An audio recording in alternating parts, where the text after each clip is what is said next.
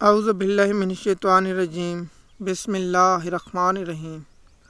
M S news HD5 کی ناظرین السلام علیکم۔ امید ہے کہ آپ لوگ سب خیریت سے ہوں گے۔ آج کا جو ہمارا مین ٹاپک ہے کہ عمران خان کے 9 مئی کے 8 کیسوں میں لاہور ہائی کورٹ میں کیس کی سماعت تھی، اس کا حوال بتائیں گے۔ ان کیسوں میں سلمان صفدر وکیل تھے اور سلمان صفدر کی وجہ سے عمران خان کی 2 سالوں سے ان کیسوں میں ضمانت نہیں ہو سکی۔ وہ کیا وجہ وہ آپ لوگوں کے ساتھ تفصیلات کے ساتھ شیئر کریں گے۔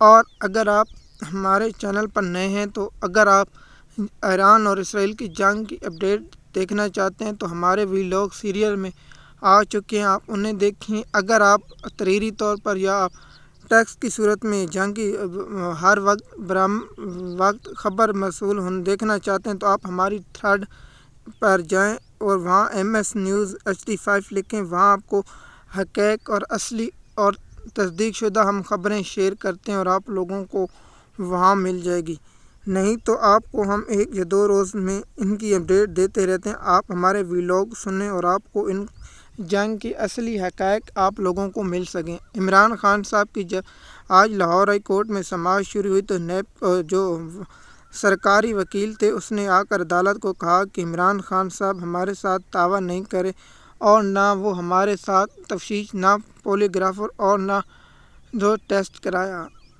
تو جج صاحب نے پوچھنا تھا تو وہاں اگر PTI کے وکیل صفدر صاحب کہہ دیتے کہ جناب انہیں کیا پتہ چلا، جب 2 سال سے گواہ ہے تو یہ کیس کیسے آپ ان کو یاد آ گیا؟ کیا 2 سالوں میں ان کے پاس ثبوت نہیں تھا تو پھر ان کو کیوں اتنا گرفتار رکھا؟ سلمان صفدر کی وجہ سے میں بہت ویلاگ بنا چکا ہوں، میں جب بھی اپڈیٹ دیتا ہوں اگر عمران خان کا جسمانی ریمانڈ چیلنج کرنے کے بجائے یہ لوگ عمران خان کے 9 مئی کیسوں کو ڈسچارج کرنے کی درخواست دیتے تو آج عمران خان صاحب ان کیسوں سے بری ہو چکا ہوتا، لیکن سلمان صفدر نے کہا تھا میں نچلی عدالت سے یہ معاملہ کرا لوں گا۔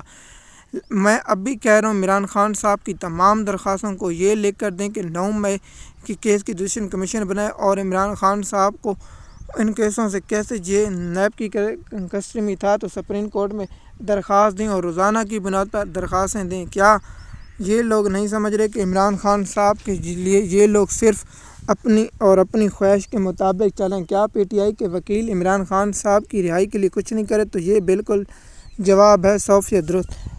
اور عمران خان کی کیس کی سماعت کل تک ملتوی ہوگی۔ کل کیا دلائل دیں گے؟ کیا آج رات بینچ ٹوٹ جائے گا؟ کیا بینچ کرنے والا کال لسٹ منسوخ ہو جائے گا؟ کیا کل پروسیکیوٹر پیش ہوں گے؟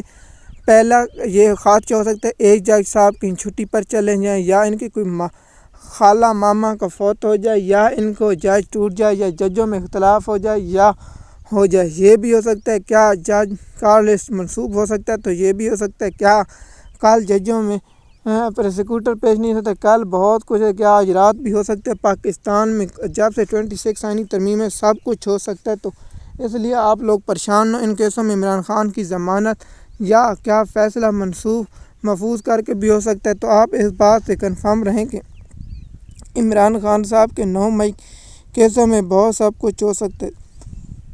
اگر PTI کی لیگل ٹیم صرف 3 کام کر لے، جب عمران خان صاحب گرفتار ہوتے تھے تو یہ ضمانتیں نہیں، عمران خان کو جن کیسوں میں ڈسچارج کرنے کی درخواست ڈسچارج کرنے کی دیتے تو سب سے پہلے کیا ہوتا؟